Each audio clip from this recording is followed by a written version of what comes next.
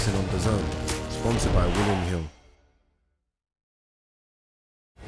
Well, here we go. Fasten your seatbelts, sit back and enjoy this fight week unfold. 819 days ago, Josh Taylor beat Jack Catterall on a night marred with controversy in Glasgow. And on Saturday night, after rescheduled dates, all the back and forth throughout a fire-filled build-up over 2 years of hate spills over into the boxing ring as two bitter rivals will collide. Once again, this time in front of the first direct arena fans here in Leeds, live around the world and in the UK, of course, on DAZN and exclusively in the United States on ESPN+. Jamie Ward here, alongside me, former IBF World Middleweight Champion, Mr. Darren Barker, who is smiling, by the way, from ear to ear. This is big, Darren. We are finally here. Many questioned if we'd ever see this rematch after all the talking points, of course, from the first fight. This is big. This is rivalry, British boxing rivalry at its best, but this is also a brilliant fight in the 140-pound division. Massive. You see the little banner there, the little poster, hate runs deep. Buckle your seatbelts, because this is real. This is genuine beef. They do not like each other. And when you add that into the pot, it usually delivers a very, very good night of boxing. This weekend, he aims to settle the score in our main event contest as he continues his quest for gold. He has a record of 29 fights, 28 wins, and 1 controversial defeat from Chorley, Lancashire. Please welcome El Gato, Jack Catterall. I'll tell you what, Jay, he looks very fresh, calm, relaxed, Jack Catterall, I'd say. I just see him there. It looks as if someone that has no miles on the clock, lots of self-belief, someone who's just raring to go. You know, I asked him that question because can you imagine the mindset of someone going into a fight with that much bad blood? It must be, it must be terrifying. And when you are so fired up like these two are, Darren, you've talked about him looking calm, important to control the emotions, because this man, from what I've seen so far this week, is the coolest character in the room. Yeah, he is. I see him outside the hotel, calm, relaxed. He's been part of some very, very big fights, but probably none that have had this much needle, this much tension, this much bad blood between the two. So it's kind of alien, I guess, for Josh as well.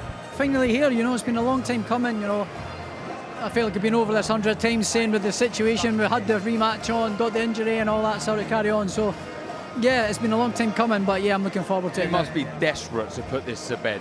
It must have played on your mind an awful lot, you know, I don't know if you'd call it stick, or you actually said yourself in Edinburgh in the first press conference. Yeah, I have had a lot of stick, you know, but it's never take it personal, you know, but I will be taking it out on Jack on Saturday night, and, you know, it's just another boxing match. But even for your own peace of mind, knowing that you said it yourself, underperformed, you just want to right the wrong now, put in a good performance and get the W. Taking him more seriously for a start, you know, that was the biggest mistake I ever made, you know.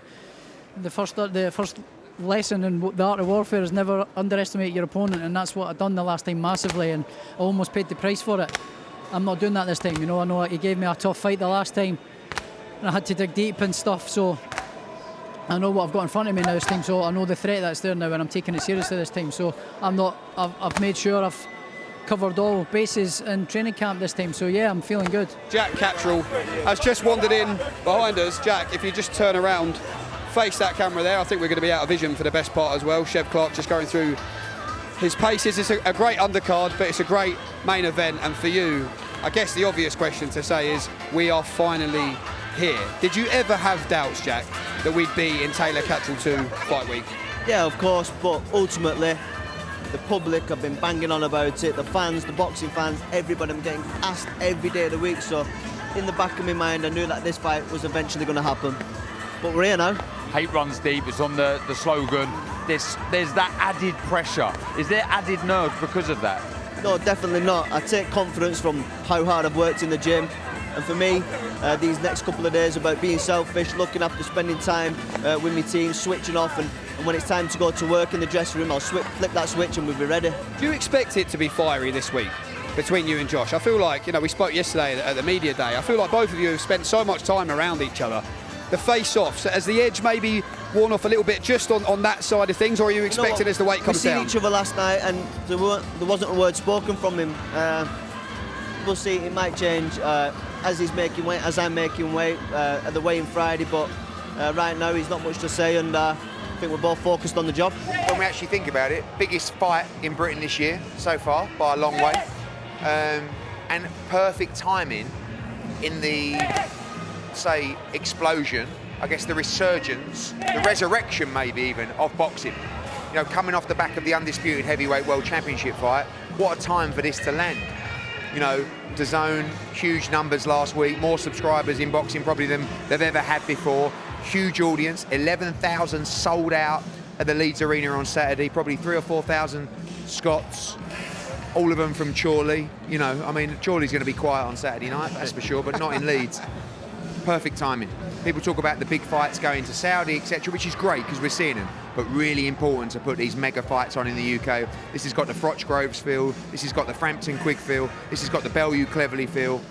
Must-win fight for both. Can't wait. Was you always confident that this fight would happen? There was the delay, you know, politics, these things can happen. We're finally there now. One, was you sure that the fight would happen? And two, with that little bit of delay, who do you think that favours? I think it favours Josh Taylor. Yeah. You know, I think that whenever you're tight at weight, or whenever the fights come around quite quickly, you know, and he's obviously coming off a defeat. It was a while ago to Teofimo Lopez. I just think it's going to favour you to have more time to prepare. Yeah. You know, I think he looks very healthy now when he turned up at the weigh-in. You know, look, is he getting a little bit older? Are there a few battle scars? You see the pictures this morning, you know, that we posted across the platforms of both of them in the hotel, kit on, both in tremendous shape. Jack looks very strong. Oh, and the first fight was an intriguing fight. I think this will be an all-action fight, I really do.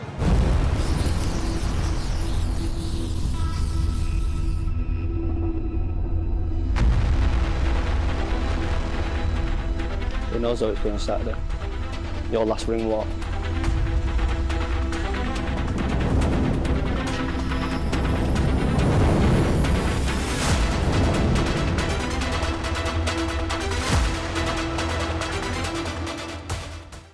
Boxing on DAZN, sponsored by William Hill.